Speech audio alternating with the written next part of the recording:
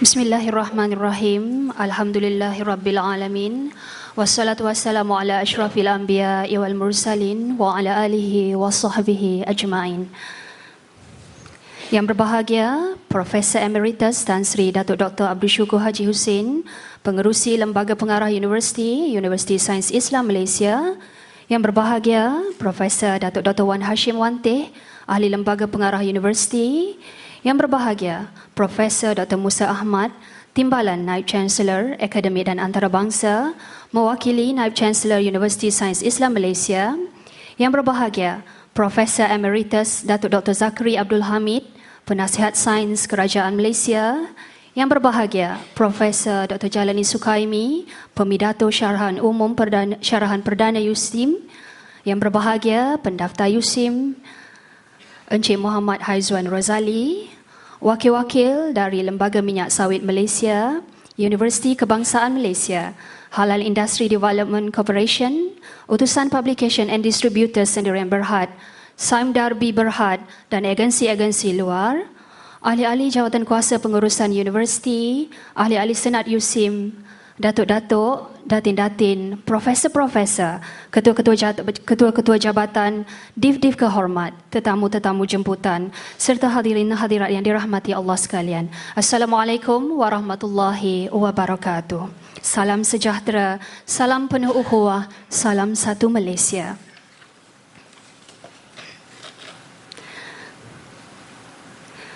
Ayam selasih di permatang, ayam denak hidup di hutan. Terima kasih tentuan datang, budimu kekal dalam ingatan. Sebagai pembuka tirai, terlebih dahulu majlis merakamkan ucapan setinggi-tinggi penghargaan dan ribuan terima kasih khususnya kepada Yang Berbahagia Tan Sri, ahli-ahli Lembaga Pengarah Universiti, Pengurusan Tertinggi Universiti, Yang Berbahagia Datuk-datuk, datin-datin, dekan-dekan, ketua-ketua jabatan, tuan-tuan dan puan-puan, hadirin hadirat yang sudi hadir meluangkan masa untuk bersama-sama meraihkan dan menjayakan Majlis Syarahan Perdana Universiti Sains Islam Malaysia 2012 ini. Majlis juga mengambil kesempatan mengalu-alukan kehadiran Yang Berbahagia Profesor Dr. Jalani Sukaimi, Dekan Fakulti Sains dan Teknologi Universiti Sains Islam Malaysia, selaku pemidato syarahan perdana kita pada kali ini. Sesungguhnya kehadiran Yang Berbahagia Tan Sri, datuk-datuk, datin-datin, profesor-profesor, doktor-doktor, tuan-tuan dan puan-puan sekalian menambahkan lagi seri majlis kita pada pagi yang indah ini. Sebelum tirai dibuka, sebelum majlis bermula, moleklah kiranya bersama-sama kita menadah tangan, memohon limpah rahmat dan barakah kepada Yang Maha Esa. Dengan ini, majlis menjemput Dr. Zainur Rijal Abdul Razak, Timbalan Pengarah, Pusat Pengajian Teras, Universiti Sains Islam Malaysia bagi memimpin bacaan doa. Dipersilakan.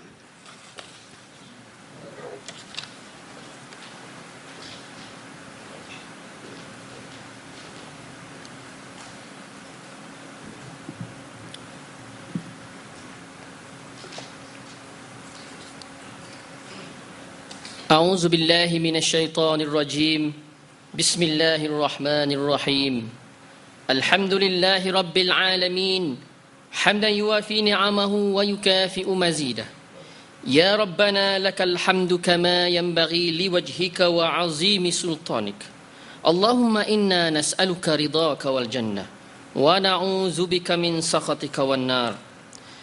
Segala puji bagi Allah Tuhan pentadbir seluruh alam. Selawat dan salam ke atas junjungan Nabi Muhammad sallallahu alaihi wasallam, ke atas keluarga dan sahabat baginda. Ya Allah, ya Tuhan, di hari yang barakah ini kami zahirkan rasa syukur yang tidak terhingga atas segala anugerah-Mu kepada kami seluruhnya. Lantaran itu, ya Allah, jadikanlah kami semua sebagai hamba-Mu yang beriman, bertakwa, berilmu dan berakhlak mulia. Sempena Majlis Syarahan Perdana USIM 2012 ini, kami memohon rahmat dan hidayah-Mu agar Engkau mempermudahkan kami dalam melaksanakan program ini. Engkau berikanlah cahaya petunjuk kepada hati kami. Engkau perkukuhkan perpaduan kami. Engkau berkatilah usaha kami dalam membangunkan dan memajukan universiti ini ke arah kecemerlangan ilmu dan memartabatkan umat. Allahumma ya hayyum ya qayyum Ya Dzal Jalali wal Ikram, kami memohon kepadamu agar engkau menjadikan majlis yang diadakan pada hari ini sebagai platform untuk kami mendapatkan ilmu dan maklumat yang berguna, agar kami dapat berpadu tenaga dan saling bekerjasama dalam membicarakan pelbagai isu semasa demi kebaikan umat Islam di negara kami dan seluruh dunia. Semoga segala amalan yang kami lakukan akan dihitung di atas neraca kebaikanmu jua. Allahumma ya qawiyyun ya aziz ya fa'alun lima yurid. Kurniakanlah taufik dan hidayah kepada kami warga USIM agar mendapat kejayaan dan kecemerlangan di dunia dan akhirat. Berkatilah usaha dan sumbangan kebaikan kami di dunia. Berikanlah kekuatan kepada kami untuk mencapai kejayaan dan kemajuan diri. Anugerahkanlah kepada kami kualiti kehidupan yang lebih baik dari hari-hari sebelumnya. Kurniakanlah kami hati yang putih bersih dengan keikhlasan, agar dapat melaksanakan segala amal bakti demi ketinggian agama dan menyumbang kepada bangsa dan negara. Allahumma ja'al jam'ana hadza jam'an marhuma wa tafarruqana min ba'dihi tafarruqan ma'suma wa la taj'al fina syaqiyan wa la matrudan wa la mahruma. Rabbana zalamna anfusana wa illam taghfir lana wa tarhamna lanakunanna minal khasirin. Rabbana atina fid dunya hasanah wa fil akhirati hasanah wa qina azaban nar. Wa sallallahu ala sayyidina Muhammad wa ala alihi wa sahbihi wa sallam. Walhamdulillahi rabbil alamin.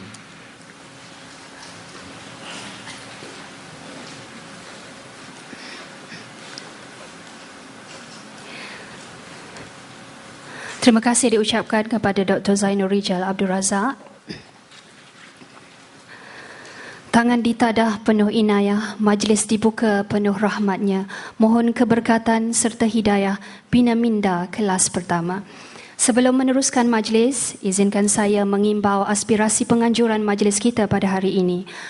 Hadirin hadirat sekalian, sejajar dengan visi dan misi universiti yang bertekad menjadi sebuah institusi ilmu yang terkehadapan, berteraskan pengajian Islam yang sekaligus mampu melahirkan graduan yang berkualiti dan relevan selaras dengan keperluan negara dan pasaran semasa, Majlis Syarahan Perdana Universiti Sains Islam Malaysia 2012 yang julung-julung kali diadakan ini adalah diharapkan dapat menjadi perintis dalam usaha untuk membina budaya wacana akademia dalam bidang kepakaran yang boleh disampaikan oleh kaki tangan akademik di USIM sendiri.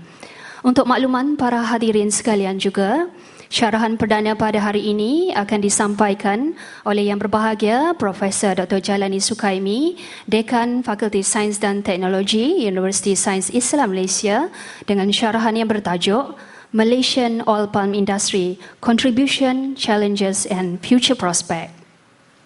Hadirin hadirat sekalian, tanpa melengahkan masa, majlis seterusnya mempersilakan Yang Berbahagia Profesor Dr. Musa Ahmad, Timbalan Naib Chancellor Akademik dan Antarabangsa, mewakili Yang Berbahagia Profesor Datuk Dr. Muhammad Muda, Naib Chancellor USIM, untuk menyampaikan ucapan alu-aluan dan seterusnya memperkenalkan pemidato syarahan perdana pada hari ini. Dengan segala hormatnya, dipersilakan.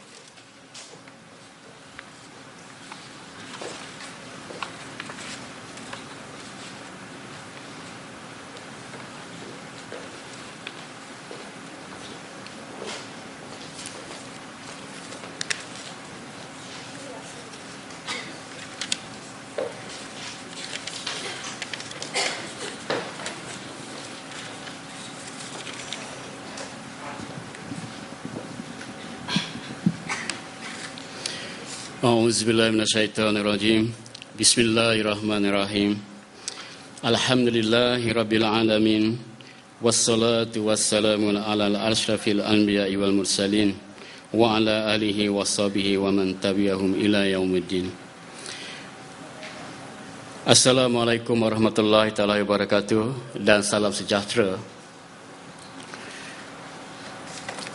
Yang berbahagia Profesor Emeritus Tan Sri Datuk Dr. Abdul Syukur Haji Husin, Pengurusi Lembaga Pengarah Universiti, Universiti Sains Islam Malaysia.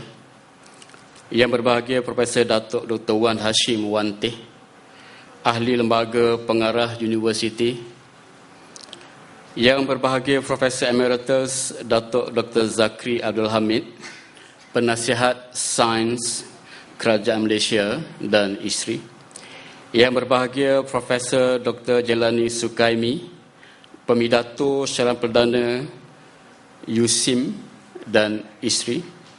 Yang berbahagia Pendaftar USIM Encik Muhammad Hazwan Rozali, wakil-wakil dari Lembaga Minyak Sawit Malaysia MPOB, wakil dari Universiti Kebangsaan Malaysia UKM, wakil-wakil dari Hala Industry Development Corporation SDC, wakil dari Utusan Publication and Distribution Sdn Berhad, wakil daripada SAIM Dabi Berhad dan wakil-wakil dari agensi-agensi luar, ahli-ahli jawatan kuasa pengurusan universiti, ahli-ahli senat USIM, datuk-datuk, datin-datin, profesor-profesor, ketua-ketua jabatan, dev-dev kehormat dan para tetamu jemputan, hadirin dan hadirat yang dihormati sekalian.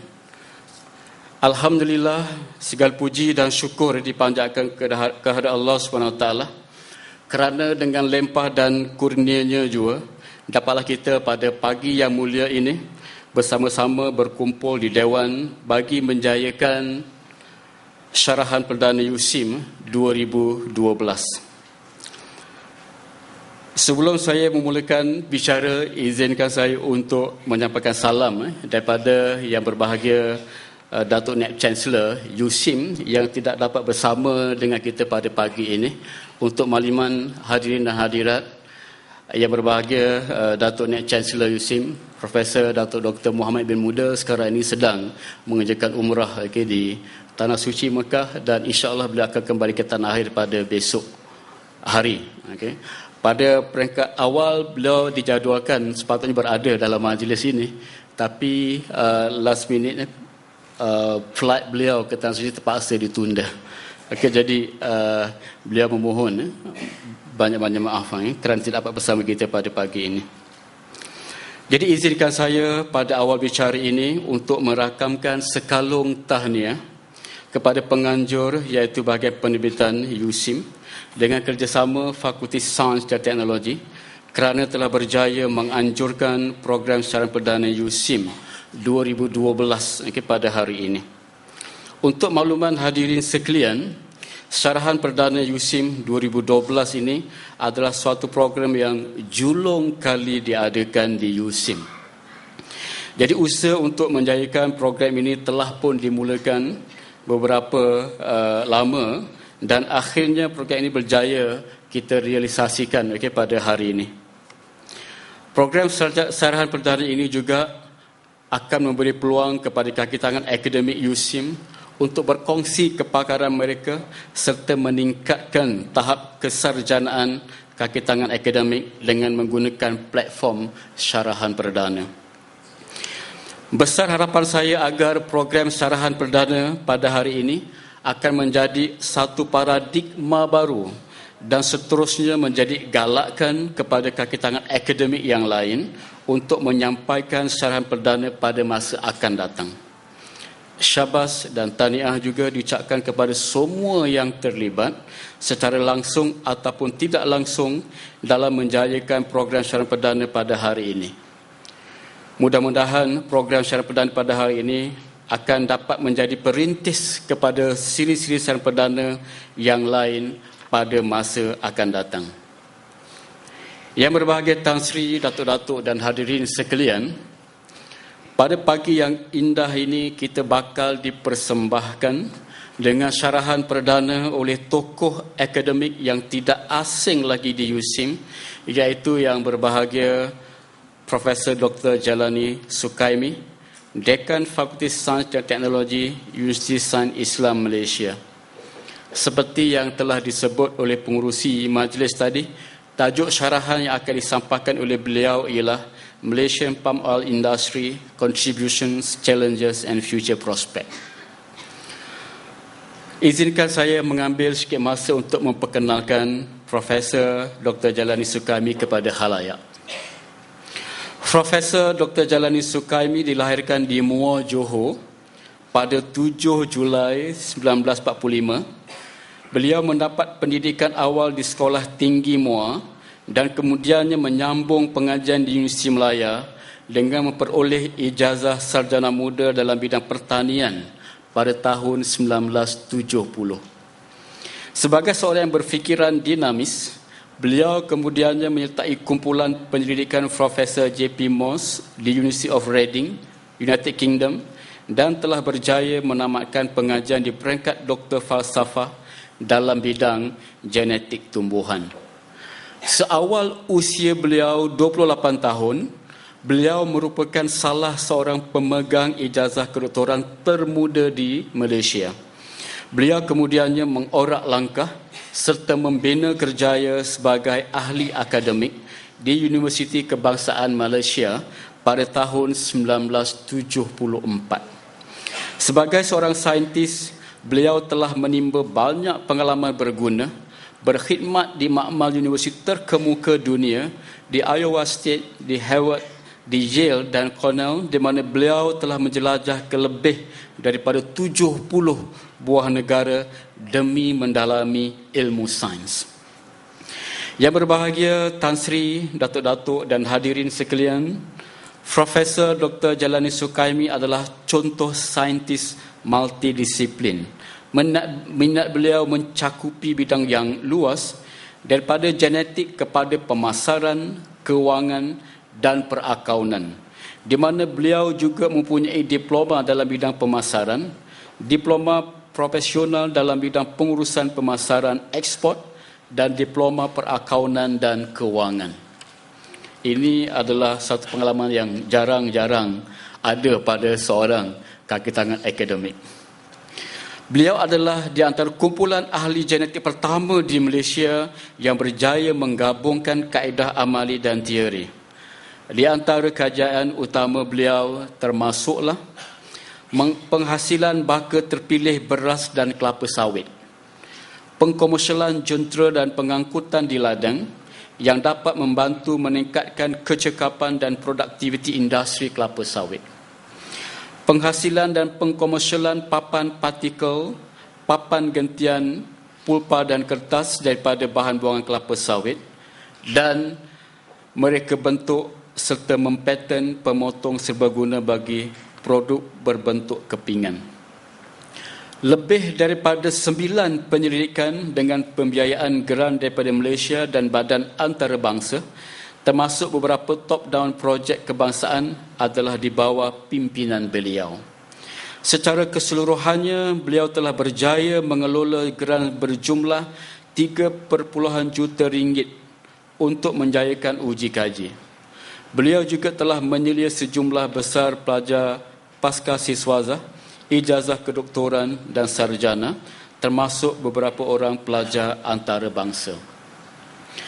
Di persada antarabangsa, beliau telah menabur bakti dengan merintis beberapa projek utama di samping meneruskan kerjasama dengan saintis terkemuka dunia untuk menjayakan dan mengetuai beberapa program penyelidikan dalam bidang genetik, mekanisasi ladang dan pemprosesan sisa kelapa sawit. Beliau juga tidak ketinggalan untuk menerbitkan lebih daripada 290 makalah berindeks yang acap kali dirujuk, termasuk bab dalam buku dan jurnal berimpak tinggi. Makalah-makalah ini sering dipetik dalam RSI. Kepakaran beliau terus diiktiraf di peringkat antarabangsa, di mana beliau kerap dijemput sebagai penilai serta bagi membentangkan hasil kajian beliau sebagai pembentang kertas kerja utama dalam persidangan antarabangsa maupun dalam negara. Kejayaan beliau membangunkan makmal sains hayat di UKM dan menjadikannya sebagai salah sebuah makmal paling produktif di Malaysia telah membolehkan Profesor Dr. Jalani dilantik sebagai dekan pengasas Fakulti Sains Hayat di UKM pada tahun 1982.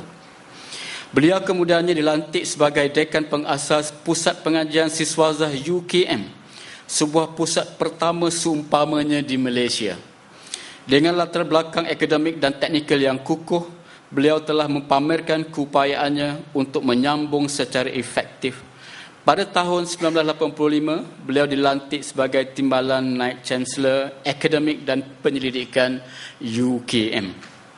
Pada masa itu, berbekalkan keyakinan yang tinggi dan semangat yang membara, beliau telah mewujudkan beberapa program pra-siswaza dan pasca-siswaza yang berdaya saing dan inovatif. Program berkembar dengan universiti ternama telah dimulakan dan jaringan dengan sektor awam dan swasta telah dipertingkatkan dan program latihan telah dibangunkan.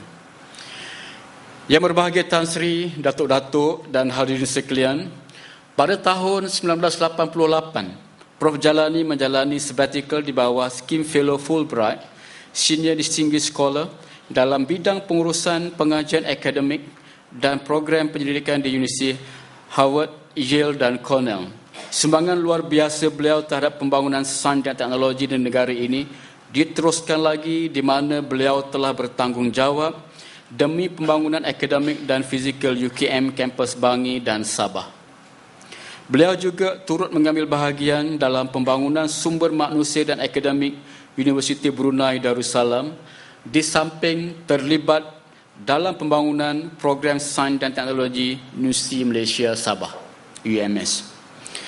Pada tahun 1989, Profesor Dr. Jalani telah dipinjamkan ke MPOB, dulunya dikenali sebagai PORIM, sebagai pengarah bahagian biologi dan kemudian dinaikkan pangkat kepada Timbalan Ketua Pengarah pada Januari 1995. Pelantikan ini telah membolehkan beliau memainkan peranan yang lebih signifikan dalam negara melalui sumbangan serta perkongsian idea dan pengetahuan dalam sesi mesyuarat dan perbincangan, di samping mempamerkan kebolehan berorganisasi dan kemahiran kepimpinan. Beliau terlibat dalam pelan strategik baru dan anjakan paradigma industri kelapa sawit dengan fokus yang jelas terhadap penjanaan pendapatan tinggi, produk baru daripada minyak sawit dan penggunaan sisa buangan yang seimbang kepada produk dengan nilai tambah. Beliau juga menerajui pembangunan teknologi maklumat bagi minyak sawit dan produk daripadanya dengan pelanggan di seluruh dunia, di mana unit komputer, multimedia, pustakaan dan penerbitan telah dibangunkan. Di bawah pengurusan beliaulah PORIM pada waktu itu telah memperoleh anugerah kualiti Perdana Menteri 1996 di atas kecemerlangan dalam penyelidikan dan pembangunan dan dianugerahkan sijil ISO 9000 pada tahun 1998. Minat serta aspirasi beliau terhadap pembangunan belia menjadikan beliau gemar mendampingi pelajar dan pelajar juga gemar mendampingi beliau untuk mendapatkan khidmat kaunseling, motivasi atau sekadar berbincang berkenaan kehidupan dan aktiviti, di mana beliau sering menitik beratkan kepentingan menguasai bahasa asing untuk kekal kukuh dalam rangka kerjaya yang semakin kompetitif dan pasaran kerjaya global. Sebaik sahaja bersara daripada PORIM, beliau telah menyertai UPSI sebagai profesor di Fakulti Sains dan Teknologi pada bulan Ogos 2002. Pada tahun 2004, beliau telah menyertai USIM sebagai pengarah pengasas Pusat Tamhidi dari Januari 2004 hingga Jun 2008. Beliau kini merupakan dekan pengasas Fakulti Sains dan Teknologi USIM sejak Jun 2003. Jawatan sebagai dekan pengasas menyediakan peluang bagi meningkatkan inovasi melalui pembangunan kursus serta program baru yang relevan tanpa mengabaikan pembangunan pasukan kerja di kalangan kaki tangan dengan berbekalkan sumber yang terhad. Beliau turut memegang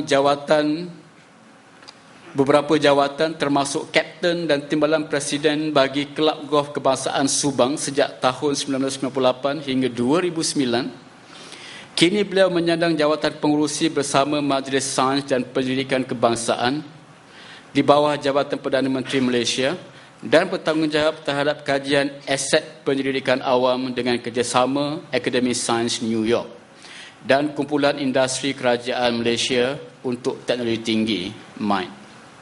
Profesor Dr. Jalani telah menunjukkan kemajuan kerjaya yang cemerlang yang telah berjaya memecahkan pemikiran lama yang menjadi penghalang kemajuan sedia ada, sekaligus menjadi seorang penyelidik penuh daya saing yang sangat komited terhadap kemajuan sains dan teknologi di Malaysia.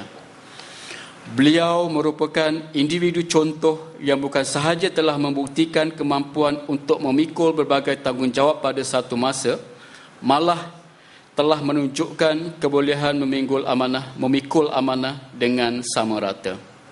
Kejayaan beliau layak dijadikan inspirasi kepada rakan sejawatan dan kepada komuniti saintis secara amnya.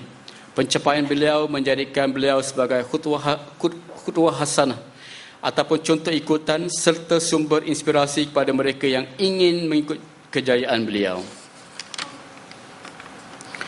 Anak Jawa menjunjung raga dari rotan anyaman sidara. Sedari kecil tingkah dijaga, besar menjadi kebanggaan ibunda. Disuruh mengaji, pergi mengaji, peringkat rendah sampai tertinggi, ilmu tersohor merendah diri, di mana berpijak menabur bakti. Pohon rendang di tepi lembah, buat dihuni burung sekawan, ilmu yang tinggi tidak dimegah, dikongsi bersama melahir cendia kawan. Negeri Melaka asalnya Baba, sejarah tersohor jadi sebutan. Syaran perdana berkunjung tiba, pentas akademik berkongsi fikiran. Yang berbahagia Tan Sri, Datuk-Datuk dan hadirin sekalian, demikianlah serba sedikit latar belakang dan pengalaman penyampai syaran perdana kita pada hari ini. Saya dengan ini mempersilakan yang berbahagia Profesor Dr. Jalani Sukaimi untuk menyampaikan syaran perdana beliau yang bertajuk Malaysian Palm Oil Industry Contribution, Challenges and Future Prospect. Dengan segala hormatnya dipersilakan.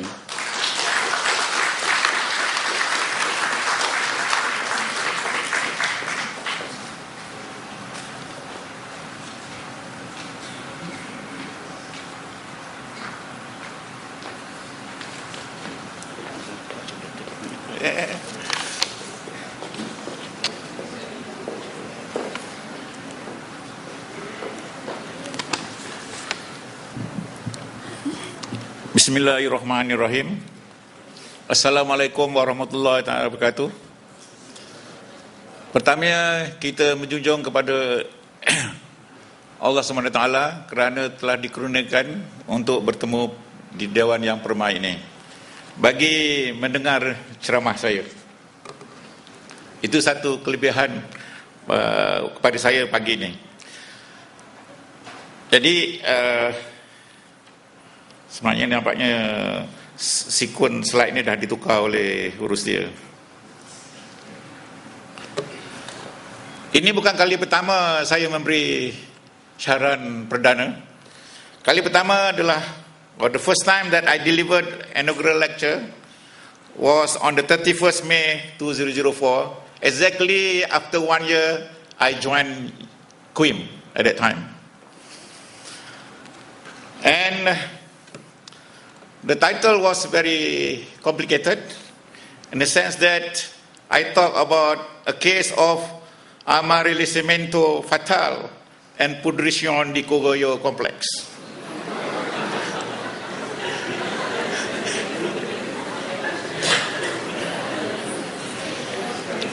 Sebab itulah, that is the reason why I requested USIM to organize this occasion on the 31st May or 1st June, because that would be the anniversary or the anniversary of my reporting for duty to QUIM at that time. But it is still okay. Today is 13 June. If you swift 31, it'll become 13 too. And also within the first month of my reporting for duty at USIM. And of course, I give appreciation, and I was invited to give that inaugural lecture under PORIM or MPOB. And of course, without doubt, that I have to acknowledge my appreciation to the rector of QUIM at that time. And this was what I would talk about during the inaugural lecture. As you can see, Alvarito Fatal is a Portuguese word, and Pudricion di Cugoyo is a Spanish word. And you can see the plant there is yellow in color. So it is fatal yellowing. In any case, but for today, I'm very honored, and I would like to appreciate the presence of Yang Berbahagia Professor Emeritus Tan Sri Dato Dr. Abdul Syukur Haji Hussein, our chairman of the board of USIM, for gracing us this occasion today, because today is the first Syarahan Perdana, and therefore it is special occasion. And I would like also to thank Professor Dato Wan, member of the board, who kindly present today. And I would like to thank Yang Berbahagia Professor Datuk Muhammad Muda, the Vice Chancellor, who is now performing Umrah, and represented by Professor Musa Ahmad, for allowing us, or for consenting for FST to organize this Syarahan Perdana. And also thanks to the organizing committee, both USIM as well as FST, for diligently and putting all efforts in preparing this occasion. And I would like to thank my colleagues. Actually, I'm not sure whether this person would be coming or not, so I just put PM department. That means I'm addressing to Professor Emeritus Datuk Zakri, whom I recruited him when I was in Jalan Pantai, but now he becomes my big boss. So thank you, and also Datin, for the presence today. And my classmate, Professor Sanusi, from first year until we finished our PhD together, but I came back slightly earlier than him.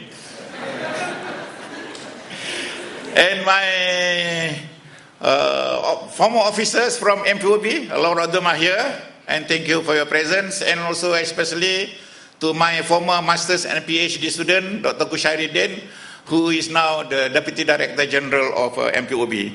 So I have my successful students too, in many places. And of course, I thank my colleagues from UKM for their presence.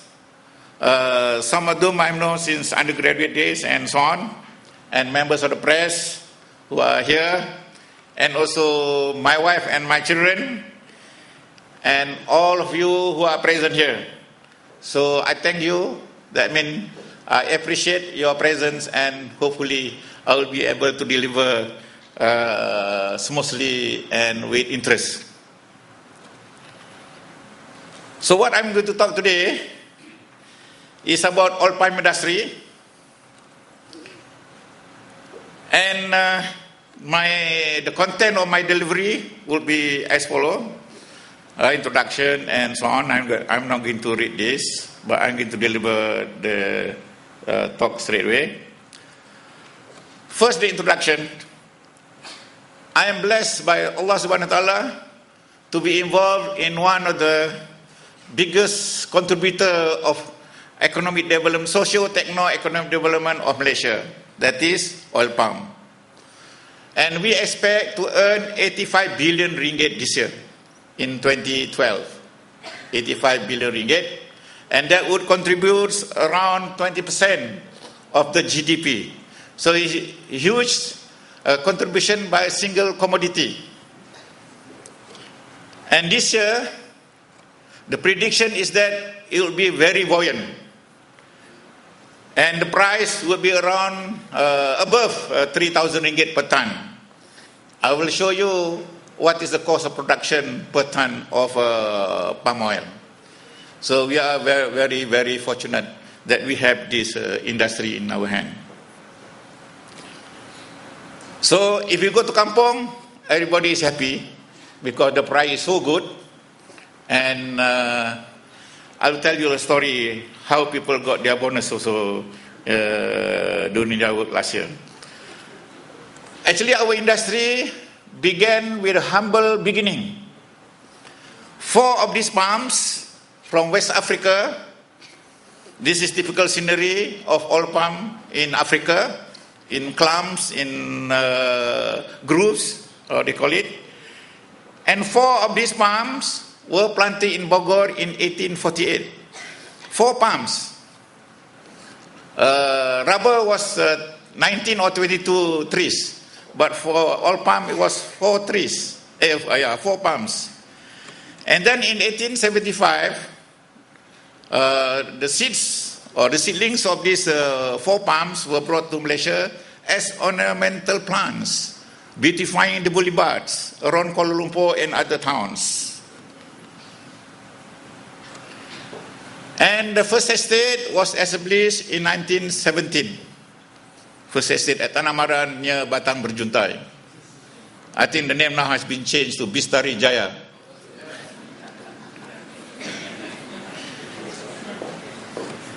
And the processing in Africa is very, very subsistence. Very hardworking and in very squalid conditions, and they earn very little, very small amount. And they earn more money by converting the nira into toddy. This is one of the favorite drinks of Africa. So they do this in Africa. But if you compare to Malaysia, it is very modern, very green, and well-established plantations have been carried out for many, many decades already. And this is the graph of hectareage. We had very slow growth from 1910 to maybe around Merdeka days. And then when we got our independence, we decided on diversification, and therefore there was a huge quantum leap of growth during that period and until the beginning of this century. And currently we are in the very competitive era with other oils as well as other producers. Who produce or who plant oil palm in Malaysia? The private estates occupies around 60%, 2.99 million hectares.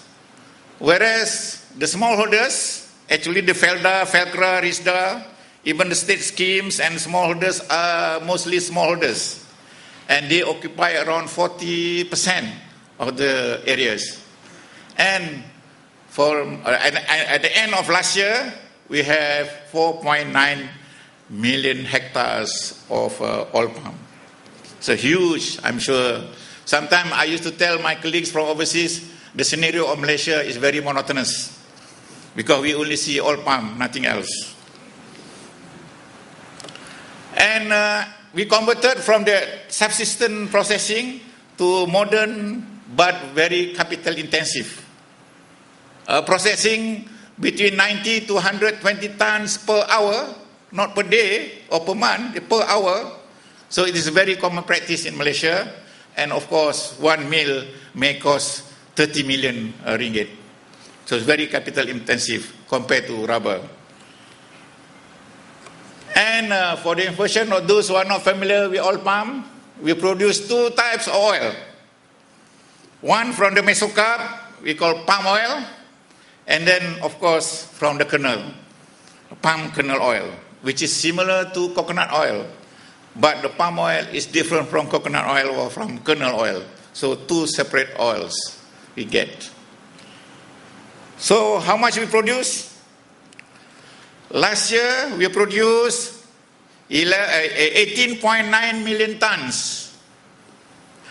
And CPO, crude palm kernel oil, 2.2 million tons. So we are the second largest producer of palm oil after Indonesia. So that is what we produced last year. So hopefully this year, maybe we will reach more than 20 million tons of CPO and maybe 2.5 million tons of CPKO, crude palm kernel oil, the oil that is from the kernel. So the industry has to move along, and one of the aspects that they carry out is on crop improvement. So they have to collect germplasm as well as do breeding. This was one of the 4 palms in Bogor. Unfortunately, it was struck by lightning and around early 90s or late 80s. So, and now we don't have anymore the original palm. Fortunately also, that these 4 palms have very good genotypes, in the sense that they produce good yield, and 90% of the seeds production of all palm is from these 4 palms. So fortunately that these palms are good palms. And therefore a lot of inbreeding has been carried out among these progenies from these 4 palms. So we assume there might be some inbreeding. So one of the ways to increase the productivity of all palm, one of the ways, many other ways, is to collect germplasm. So Young Jalani and his gang, Dr. Raja Naidu, have to go to Africa. I have to leave my wife and my children, small children at home. So you all think I'm very happy enjoying myself there. So I have to do a lot of hard work. So I have to chop with the axe and so on. And you can see from this picture or photo, the size of the fruit bunch is very small, or were very small compared to those that you see in the exhibit there. Okay, so I have to go to Africa. We have to do hard work, and I have to climb the trees too.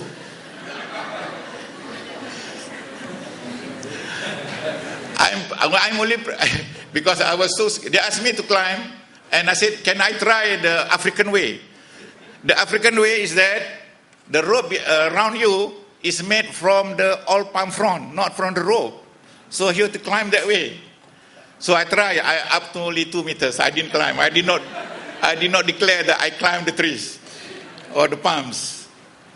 Okay. So that is the way. And they use chisel to harvest the bunch. So it is very tough and tedious work because they have to climb. If it is only 3 meters tall, it's okay. But if it is 10 meters tall, that will be a problem. So we have to go to these countries to collect the germplasm in order to improve our breeding population in Malaysia to increase the yield. So these are some of the countries that I visited.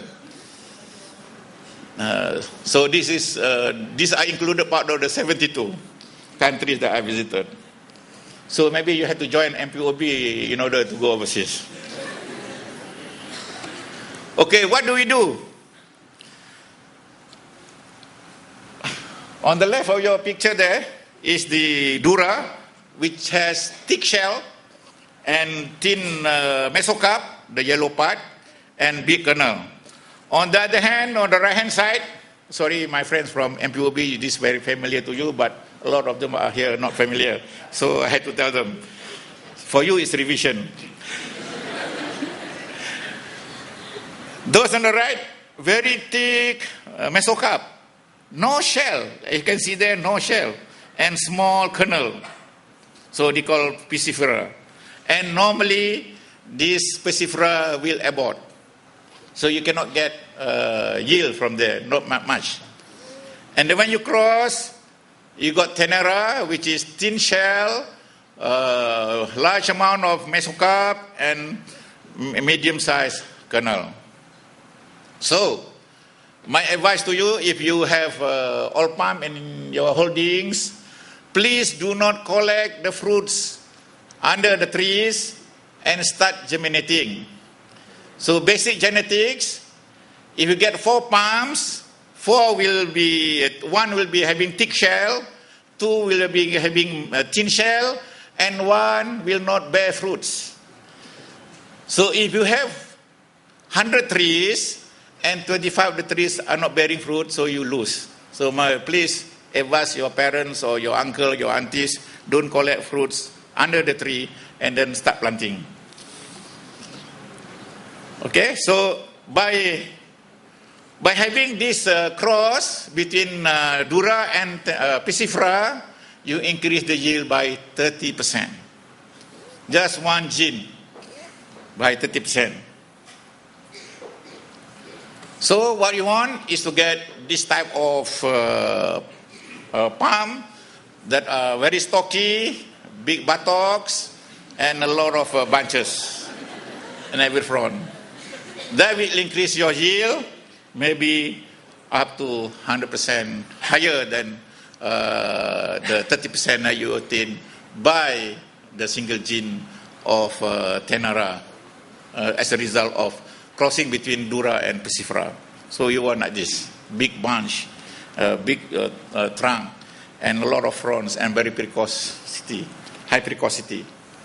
That means high fruit. Okay? So it's not for you to remember, but to show F1 Bogor there, they yield only 3.1 tons.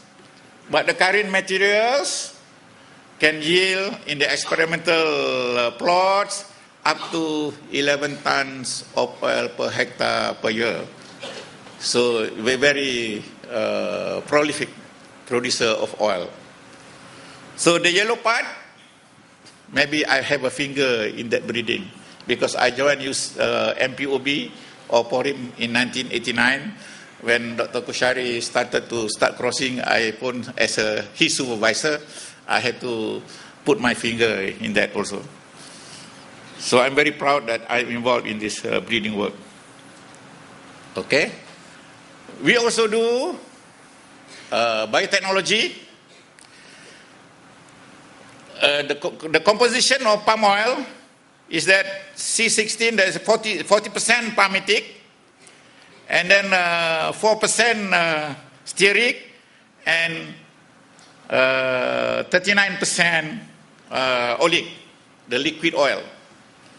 So what we want is that to increase the amount of oleic, say from 39 to maybe 63%, if possible. This is hypothetical.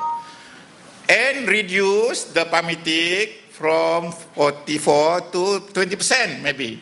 So we shift the 24% to 63% for the liquid oil oleic. Because oleic will earn more money compared to stearic or palmitic. Okay, this is the reason, economical reason. And one of the ways is to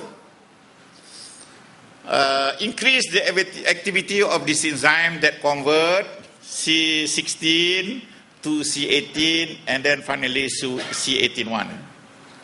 I'm not trying to indulge into the detail of this chemistry or biochemistry. They suffice to say that we want to increase the amount of oleic, the liquid oil, so that we can earn more money. Instead of 85 billion, maybe 100 billion ringgit. So this is what they are doing now. Okay.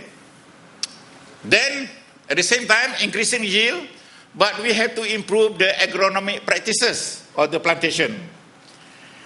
And this is one of the big example of big experiment conducted by one of the plantations, Pamol in Kluang, where they have 1,911 hectares of land, and they keep very good record, and they publish, and this is an example how the industry reduced the cost of production.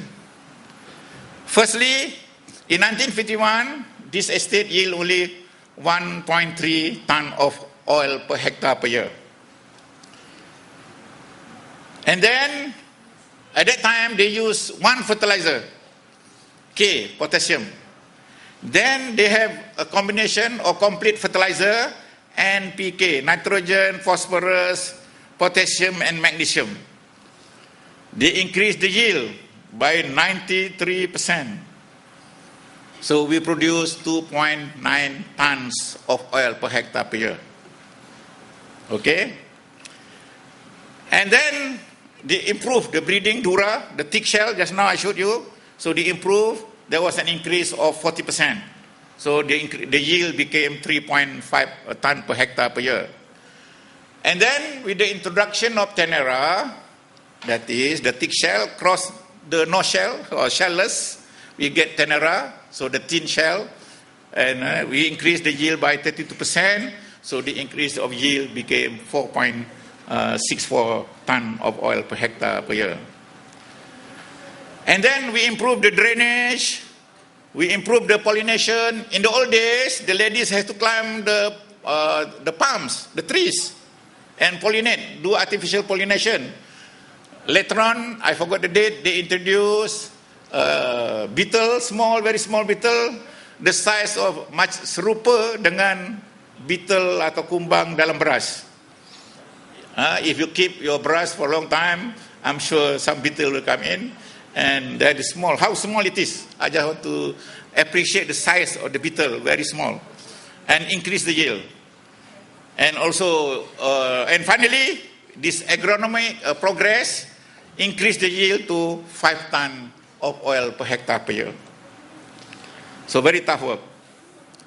And then, at that time, the factory was only 83% efficient. So they had to work hard to improve the efficiency of the mill to 90%, and they earn, or there is an increase of about 0.4 tons of oil, so became 5.4 tons of oil. Okay, and then of course in the plantation we had to replant and so on, and then because of the immature period, so the whole plantation reduced, there was a reduction in the yield because of the immature area, and the yield became 4.0 ton. So finally, in 1991, this estate yield 4 ton of oil per hectare per year, versus in 1951, it was only 1.3 tons of oil.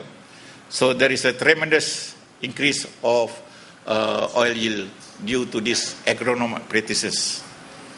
Okay? So we had to appreciate these breeders. They had to work in the hot sun and so on.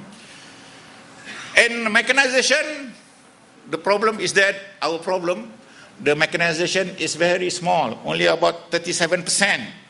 And yesterday I called the farm mechanization of farm mechanization engineer of MPOB. What is the ratio of labor to land ratio? From the survey, they get only 1 to 10, 1 worker to 10 hectares. But hopefully, our target is in year 2020 to increase to 1 worker to 20 hectares. I'm not sure whether we can achieve that or not. So of course, that means we have to do a lot of things to improve this productivity or labor productivity. So this is one of the problems. So this is one of the challenges. So, they use lembu, they use mechanization and so on to improve the field operation. Even they have a machine called Wak Food in my honor. Wak Food. So, here you can see the cost of production of palm oil in relation to hectareage, and from different countries, as example. So you have to have big plantations in order to be efficient, to be economical, to be competitive, and to make profit. So if you have 14,000 hectares of land, then your cost of production will be similar to any plantation either in Thailand or in Colombia or in Ghana, in Malaysia. Of course, the initial cost maybe in Malaysia is higher because the labor cost is higher compared to other countries and so on. So, but finally, when the area becomes larger, the cost of production is getting smaller. So, how much do we reduce the cost? In 1951, the cost of production was $746 per ton of oil. And in 1991, they reduced to $260. So what are the components that they reduce? So increase in agricultural yield, therefore they reduce $144, higher oil content, labor productivity, factory efficiency, and fixed costs. So 746 to $260. So what is the current cost of production? So $746, if multiplied by 3 ringgit per dollar, depending on which pengurup wang you go, around 2,240 ringgit to 780 ringgit during that period. It was correct, true. In 1990s, the cost of production around 700 to 800 ringgit per ton of oil. Now, the cost is around 1,100 to 1,300 for efficient plantations, and smaller one because of the inefficiency. I show you the graph. If you have smaller estate, the cost is higher, and so on. New estate, you have to a lot of capital injection and loan and so on. So that is the way. So it's around 1,200. Okay. This cover and so on. This cover the cost of production, labor, maintenance, and so on. So the current price, yes, on Monday, the price of palm oil was hovering almost 3,000 ringgit per ton. So if we take 1,200 ringgit per ton of cost, and we minus simple calculation, we are not accountant. So the plantations make profit of 1,800 to 2,000 per ton of oil. So a lot of money, a lot of profits. And now I asked one of my former officers who took retirement, optional retirement, and worked with one of the plantations. So I asked him 3 months ago, I hope I don't slip my tongue. Otherwise I name the person, you know. Hey, how much was your bonus last year? I got 1 year bonus. And he earns more than me now. So imagine 1 year bonus. So if you earn 20,000 ringgit, multiplied by 12, so are you paying income tax like a millionaire? Yes, almost, he said. So unfortunately for those who are MPOB or here, we get only a few hundred ringgits. Okay? Neman kita alhamdulillah, no problem. So the people outside working in the plantation, they are very happy. Nothing, there is what is inflation? There is no inflation according to them because they earn so much already. Okay, now what about utilization? Here on the left is the crude palm oil. Next is refined, bleached, deodorized oil. And then we fractionate into the solid and the liquid. We only get the market, the liquid one. On the other one is from the palm kernel oil. They don't sell in the market. They sell to big, businesses and so on for manufacturing and so on. So what brand do you buy for your house? I'm not advertising this brand. Just I get it from MPOB. So of course the famous cap burro is the pure palm oil. Cap helang, cap pisau, cap Neptune are blended with rapeseed or soybean or groundnut oil. But the palm oil is maybe at least 85% or maybe 90% because they blend with rapeseed or soybean or groundnut because especially the Chinese, they like the odor of rapeseed oil and other or groundnut oil. Whereas Caritino is red palm oil, which is premium in price, and I don't know how many of you have bought this for your house. So depend on you what you want to buy, either pure palm oil or blended oil. Many of you will say that a lot of cholesterol. Essentially, vegetable oils do not contain cholesterol. because there is a cutoff point. Okay? So don't worry about cholesterol. They are free cholesterol. Okay? So no cholesterol. Only tallow, butter, you like to take butter, then you see, imagine the amount of cholesterol that you take. Of course, you don't take lard, but see, this one. So, anything that is below 20 milligram per kilogram is considered as no cholesterol. Or, simpler still, just use that any vegetable oil is free cholesterol or no cholesterol. So don't worry. Okay? What are the benefits of palm oil? It contains large amount or big amount of vitamin E, tocopherol and tocotrienol. Tocotrienol is more potent according to the nutritionist. So it has a lot of vitamin E.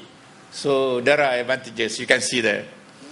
Okay, so this was published last May, 20th May, when Tan Sri Shahril's picture was exposed in the newspaper in the Newsweek Time. So I cut this part, but I don't want to show his face here. It's not that I dislike him, just this is scientific publication. Okay, so what are the advantages of palm oil? If you do frying, continuous frying, you can fry the PO, RBD PO, refined bleach deodorized PO, to between 40 to 65 hours. On the other hand, soybean oil can last only 13 to 15 hours. Rapeseed oil or minyak bijan around 16 to 20 hours. Otherwise, they become gummy, polymerized, and so on. So, 20% palm oil has stability of 20, one of the highest among the vegetable oils. That means it lasts long. That's why big industries that fries a lot of products, they prefer palm oil as the frying medium, not other oil. Okay? And also, that means you can keep the oil longer, and also you can blend palm oil with other oil in order to get increase in price. You change the price. You have to change the price when you blend them. And also, as I said, it has a lot of carotene if you take the red palm oil or the crude palm oil, and also has no trans fatty acid or very, very low trans fatty acid, which I explain to you later what is trans fatty acid.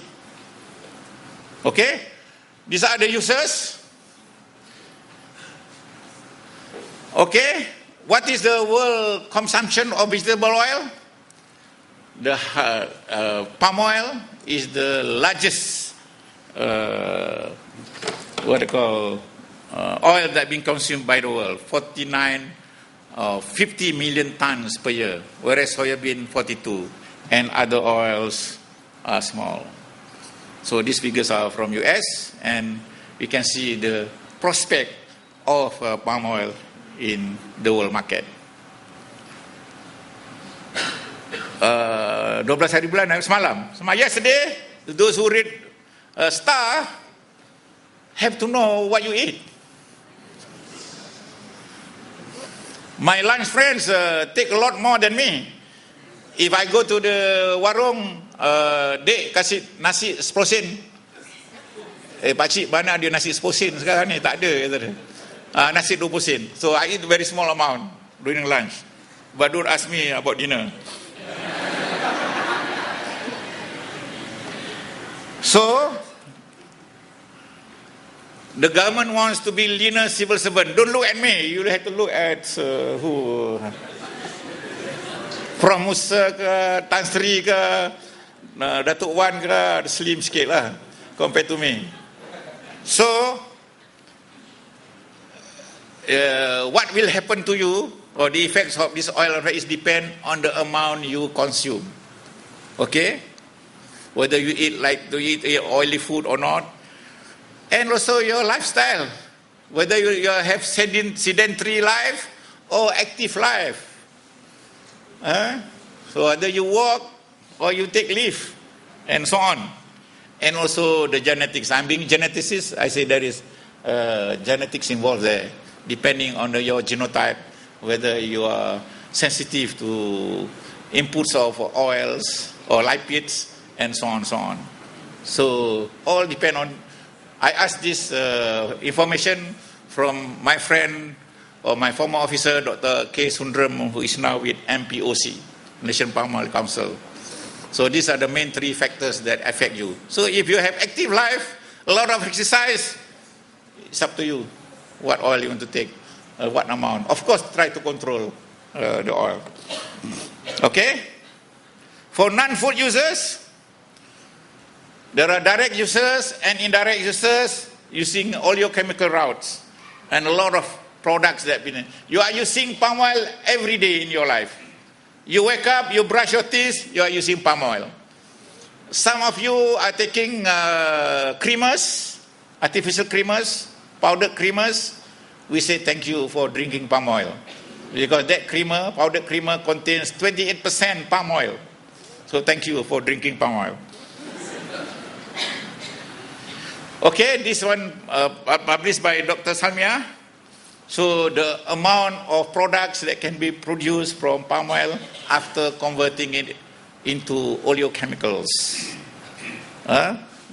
What is important is to get the less volume but high premium products, like cosmetics. You ladies using cosmetic, you are paying a lot. Okay, pharmaceutical, nutraceutical, specialty fat, farm food, food ingredient, and so on, so on. So these are, that is what we want to do in Malaysia. If you, these are the, I don't know, this MPOB slide, famous brand. I never heard of this Nikki. Hey ladies, you are using this brand, girl? I'm not sure. Okay, of course, this one, product, soap, actually you use every day. Through oleochemicals, of course, paper coating, you have to comply in order to comply with certain rules. Because the food will be in contact with chemicals, so there must be certain standard that you have to comply. So the products from palm oil pass the German standards, and therefore normally people will follow. And of course, printing oil, polyols, polyurethane, and so on. Even Castrol also use palm oil. This one, my former minister. And now, regard ETP has put palm oil as one of the big item. Okay? For palm-based biolubricants, surfactant, polymer additives, and so on. So the EPP 6 focus on high-value oleo derivatives. And also number 8, expediting growth in food and health-based downstream segments. Okay? So, my wish, this is my wish, but none of the chemists here want to take oleochemicals. So I urge, maybe I plan the first batch of, or the second batch of TKI, IChemTech, Industrial Chemical Technology graduates will be taken in. I will send them to US to do oleochemicals. So in 5 years' time, they'll be able to be involved in oleochemical research. But by then, the government may change the policy already. So kita tertinggal juga. Okay? That's why I always say move fast, move fast. Okay, what about biomass? We produce 55 tons of biomass per year. Total dry mass, 55 tons per year. Palm oil and palm kernel oil, we use about 5.5 tons, and utilization is only 10%. Dato' Zakri is the chairman of MITE, and he has set up My Biomass company to utilize this biomass, maximum of 20% produced from the plantations. Beyond that, maybe a lot of agronomists disagree, because otherwise you are taking away the nutrients from the field.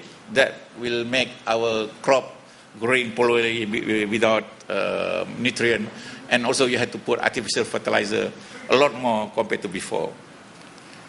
Okay, this one was published by Jalani. So we can produce a lot of things from the biomass. I wrote this article in 1999. We can produce green chips, food fiber, xylitol, oligosaccharide, edible films, anti-tumor, and so on and so on. A lot of things that we can produce from all biomass. So hopefully next week, at the urging of Prof. Musa, we should start our planning for plant science program and also animal science. Okay, so these are the uses of oil palm biomass: the fiber, the trunks, the frond, and so on, so on. A lot of things that you can produce. So I'm very happy that at least now the Malaysian government has set up my biomass to produce products from there. Okay, make tables, even cars, the panels, and so on. These are currently used by Proton to produce using fiber from oil palm. Okay, what about the future of the industry? Population growth. We expect to reach 9 billion in 2050, if I'm not mistaken. So how to feed these guys? Okay. This figure, okay. If you use this MPOB figure, year 2015, the population will be 7.4 billion population. Last October 2011, we had, on the 31st October 2011, we had the 7 billion population. Okay, so this in 3 years' time, we have 7.4, and then by 2050, we want to have 9 billion population. Whether we like it or not, we have to increase. So how to feed? What is the per capita consumption of oil? In 2005, 21.4 kilogram per person. And in 2010, increased to 25 kilogram per person that we take oil every day. Of course, this both non-food and as well as food users. Okay, so a lot of. So how much Malaysia average? Malaysia average 29 kilogram per capita per year. It's a lot of oil that we use. Okay, of course, US 49 kilogram. So literally 1 kilogram per week. I mean, take it plus minus, 49. So 1 kilogram, almost 1 kilogram per week. 52 weeks per year. So you take 49 divided by approximately 1 kilogram. So we are among the highest consumer of palm oil in ASEAN. So how to produce this oil? If you compare the productivity of vegetable crops producing oil, you can see there, soybean could only produce 0.4 tons of oil per hectare per year, sunflower 0.5, maybe rapeseed 0.7, and oil palm will produce 3.7. So if you look at the figure, oil palm is almost similar to soybean, almost similar. But how much acreage that we plant, we use? Total, the whole world, 9.8 million hectares. Whereas soybean, 92 million hectares. In order to meet the demand for the 9 billion, so imagine the amount of land that we had to use to produce edible oils. So we have to have no other choice. Maybe I'm biased that we mean the whole world, not Malaysia only, that the world needs palm oil in order to lubricate the food of the world, of the population. Because we need smaller area. According to one calculation, 2050, we need arable land equal to the size of Brazil in order to feed the population in 2050. To fly from East Coast to the other end of Brazil is 6 hours. So imagine how big is the country. North to south also 6 hours. It's as big as US. So we don't have land. The world doesn't have land that amount in order to increase, to feed the world by 2050. So the other way is to increase the productivity per unit area of land. So when we talk about oil, that means one of the ways or one of the oil must be palm oil. Okay? What is our situation between Malaysia and Malaysia? In the year 2006, Indonesia overtook us. And these are the figures. We cannot catch up. Because we are quite happy, because 40% of the plantations in Indonesia belong to the Malaysian companies. So it's okay. Okay, so these are the figures. So we cannot catch up with them because we are limited in terms of land resources. Okay, the future of palm oil industry, marketing. Having 2 diplomas on marketing, I have to say about marketing. Okay, we had to face a lot of hurdles in order to promote palm oil. In China, the translation of palm oil, according to our former minister, it means grease.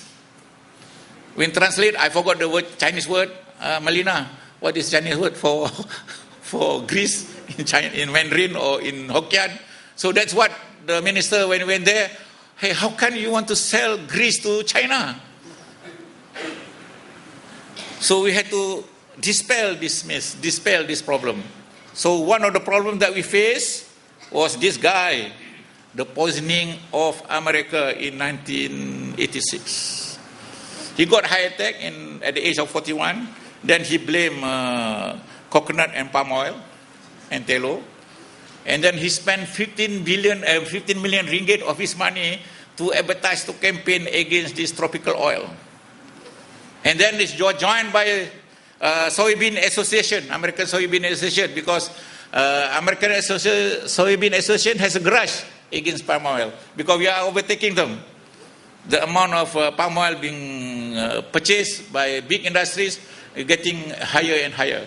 So, of course, it is trade war in that sense. And of course, this guy passed away in the year 2004 at the age of 82. So, people still believe that palm oil is bad oil. So you have to dispel this type of image. Okay? So this is one of the problems. This is one of the problems for America because they have what they say. Even Iran is not buying much oil because they say your oil is very thick. Okay? So this was the fall of palm oil in America, especially the Phil Sukoloff attacked McDonald's. And fortunately or unfortunately or coincidentally, the chief of McDonald's passed away almost a few days after Sokolov passed away. So McDonald's in the late 80s, pulled out all palm oil. They claim that they are not using palm oil. And they use partially hydrogenated vegetable oil. And of course, this consumer society and so on endorsed that type of decision. So that was the period when I was asked to join PORIM at the time. One of the reasons, there are other reasons. So Nutrition Action Newsletter says, you are better off using hydrogenated oils. Don't use palm oil, and so on, so on. So there was a media frenzy. Poisonous saturated fats. So we had to fight. Okay? And then in 1990, so at that time when we were attacked by Sokolov, we have only 4 papers talking about the nutritional value of palm oil. So imagine how to fight Sokolov with 15 million and we have only 4 papers. Even then the study was superficial. So we had to put a lot of inputs. We had to do research, either locally or overseas. And the breakthrough came in 1990 when this Mensing and Katan published that trans fatty acid is more dangerous than saturated fats. Okay? When we hydrogenate, when you convert, put in a later term, when we convert liquid oil, soybean oil, rapeseed oil, sunflower oil, into solid fats, we had to hydrogenate. And that will change the cis position. Unfortunately, I don't have the slide here. Cis position into trans. And this trans is the culprit that affect the vascular system. Okay? So, now American Heart Association agree that with the results, and they do other studies, and finally in 2003, FDA, Food Drug Agency, that there should be labeling effective 2006. Okay, so they have petition and so on. So then now the media is frenzy about hidden trans fatty acids. If you go to America, you buy certain products, chips or anything, they say that they put a label there, no compulsory labeling. How much trans fatty acid in the products? Okay, no more palm oil or whatever, coconut oil and so on. Okay, sorry, yeah. Okay, this was the results. And 1 gram of trans fatty acids is equivalent to 7 grams of saturated fats. So you can take palm oil, 7 grams, equivalent to 1 gram of trans fatty acid, which is more potent, more dangerous than saturated fats. I'm putting in simple terms. Of course, our friends from Medic has to explain this in detail, especially in nutrition. So, this is one of the products. The American Heart Association recommend that we should take 1 saturated oil, 1 monosaturated oil, and 1 polyunsaturated oil. The ratio. So, in order to get this combination, you have to have palm oil. Otherwise, you cannot get this ratio. And that's why Porim and other companies have registered, patented this formula. Of course, they don't sell it here yet, but in America, in Europe, it's quite common to see this. And what are the brands that are using? Now, the number is increasing. Okay, so US consume a lot of oils and fats because they take 49 kilogram per capita consumption. So, of course, soybean is very popular. And there are others. You see the others there with the star. Others include corn, palm kernel, peanut, sunflower, and so on. So how much they import palm oil? Up and down. But the amount, what is important is that the amount is increasing from year to year. There are some changes, fluctuating, but the amount is increasing. This is good because the Americans' propaganda or statement always being read and being taught by consumers. They always think that what the Americans say is the truth, gospel truth, which may not be so. Okay? So hopefully this year they will import over 1 million ton of oil, palm oil from Malaysia. What are the future prospects? Now in many states in US have labeled that should reduce trans fatty acid. And state of California ban trans fatty acid. Okay, so some supermarkets have banished trans fatty acid. And with the economic downturn, people eat less outside and do more cooking. So hopefully they use more liquid oil. rather than hydrogenated oil. So we still feel that palm oil will still have future in US, especially by the industry. They prefer palm oil for frying, for the frying industries. Doesn't matter whether chips or McDonald's or Burger King and so on. So what is the future? Okay, the challenges. So because palm oil has been accused that we destroy environment.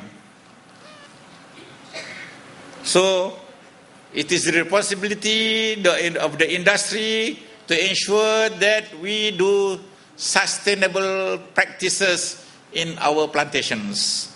So they organized this RSPO, Roundtable for Sustainable Palm Oil. And United Plantation was the first, and then followed by Sime Darby. And Sime Darby contributes 6% of the total world palm oil production. Because after merger with all the Guthrie and Golden Hope, so it became a huge house.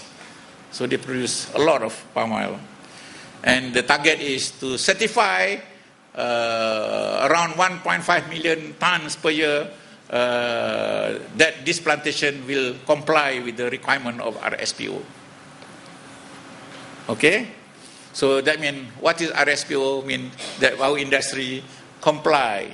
In order to be competitive, we have to comply with these requirements so that we can sell and produce and sell more palm oil to the world for the prosperity of our country. Of course, we always have bushfires or fights around the world. And they say that palm oil industry, this is the recent problem with Australia, that we destroy the environment of orang utan. Of course, the industry say, no, palm oil is not a threat to orang utan. And of course, there were delegations with the minister, with the industry, finally, and fortunately, the Prime Minister Gillard agrees with us. And there is no labeling of palm oil in Australia. So, palm oil has this dilemma. Okay? In the modern world, as we continue, there are always wars. And of course, we have to fight them. Maybe the war sometimes is over, but there are always bushfire somewhere, some problem. One small country, even Bangladesh also claim that palm oil is not good for Bangladesh. Their per capita consumption is only 9 kilograms per year. Very small. And they say, we have problem. I think palm oil is not good. So we had to fight them. We had to convince them that palm oil is good. Okay? So we had to be diligent. But the rules always change. The rules always change. Okay? They change, they use a lot of things. Pit soil, damaging the water supply, environment, burning, and so on. Okay, so that's why the industry has to be alert, diligent, all the time. And of course, I personally, I think the country too, believe that we should have balanced socio-techno-economic development and prosperity. And of course, it has to be in consonance with the well-being of our environment too. We have to take care of our environment too. This is up to Datuk Zakri to advise the Prime Minister. He has a very tough job. Okay? My last slides, more or less. Okay, what is the future? I summarized already, but I mentioned already, but now I'm summarizing. With the increase of population, economic prosperity, Japanese tongue now coming in. Okay, urbanization and so on. When I joined USIM, when I joined PORIM, the per capita consumption of oil and fats in Malaysia was 17 kilograms per year. Now how much now? 29. So it has increased to 12 kilogram from 89 to 2011, say so. So that's why a lot of we see a lot of prosperous people around here. Okay, and of course there are many countries that are unable to produce more oils and fats because of certain problems like land area and so on, so on. So they have no choice. We need energy, and the energy, one of the energy sources would be oil and fats, and therefore one of the most easily available oils and fat is palm oil. So, and then so much demand, and therefore we would have no problem in selling palm oil to the world. So there is an increase in consumption, and therefore we can say that palm oil is feeding the world. Okay, because 50% of the oil and fat consumed are from palm oil, and therefore it will be still the major oil consumed by the world, by the population.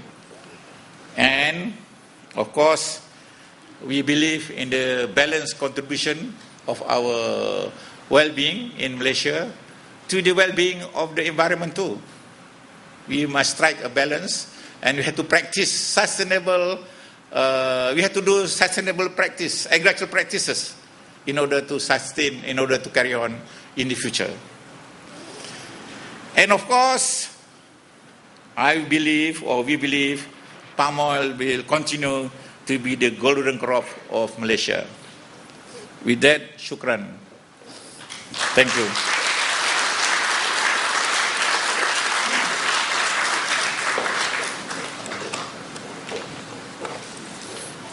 Terima kasih kepada yang berbahagia Profesor Dr. Jalani Sukaimi.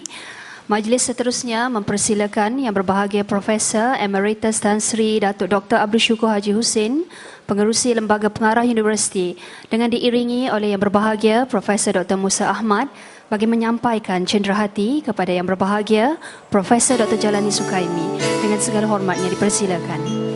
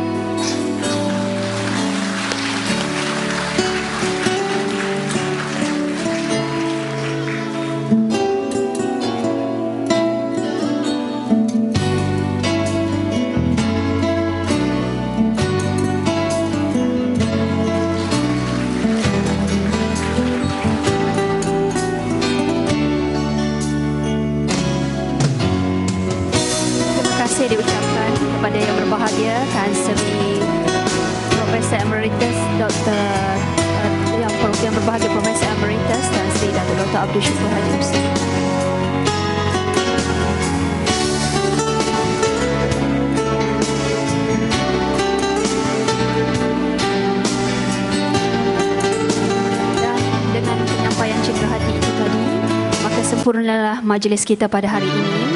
Moga-moga dengan syarahan yang telah disampaikan oleh yang berbahagia Prof sebentar tadi akan menjadi perintis dalam memberi galakan dan dorongan kepada kaki tangan akademik USIM membuka lembaran baru, membudayakan wacana akademia di USIM dengan harapan lebih banyak siri-siri syarahan perdana akan dapat dianjurkan pada masa akan datang. Dengan itu, majlis sekali lagi merakamkan ucapan setinggi-tinggi penghargaan kepada yang berbahagia Profesor Emeritus Tan Sri Datuk Dr. Abdul Syukur Haji Husin dan yang berbahagia Profesor Dr. Jalani Sukaimi serta semua tetamu-tetamu jemputan kerana sudi hadir, meluangkan masa, menjayakan dan menyempurnakan majlis kita pada kali ini. Dan sebelum mengundurkan diri, kami memohon keampunan dan kemaafan di atas salah dan silap kami sepanjang mengendalikan majlis ini.